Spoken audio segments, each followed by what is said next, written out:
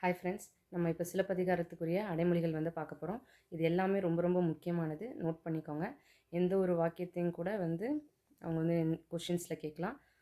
First வந்து முதற் காப்பியம், சிலம்பு, குடிமக்கள் காப்பியம், முத்தமிழ் காப்பியம், உரையிடையிட்ட பாட்டுடை செயல், இது ரொம்ப அடிக்கடி கேட்பாங்க.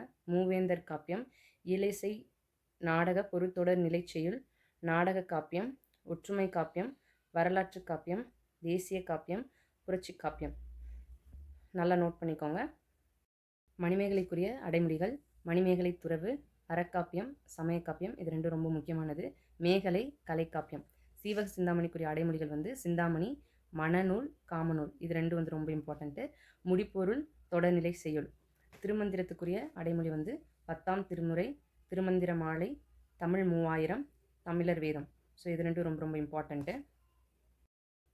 பதிற்றுப்பத்து, அதோடைய அடைமொழி வந்து சேரர் வரலாற்று பெட்டகம். கலித்தொகை வந்து கற்றறிந்தார் ஏத்தும் களி. அகநானூறு வந்து நெடுந்தொகை. திருமுருகாற்றுப்படை வந்து முருகு. பெரும்பானாற்றுப்படை வந்து பானாறு, அது பேர்லேயே இருக்குது. இதுவும் வந்து திருமுருகாற்றுப்படையும் வந்து பேர்லேயே இருக்குது, முருகு. ஸோ இதெல்லாம் நல்லா ஞாபகம் வச்சுக்கோங்க. இந்த வீடியோ உங்களுக்கு பிடிச்சிருந்ததுன்னா லைக் பண்ணுங்கள், ஷேர் பண்ணுங்கள். தேங்க்யூ.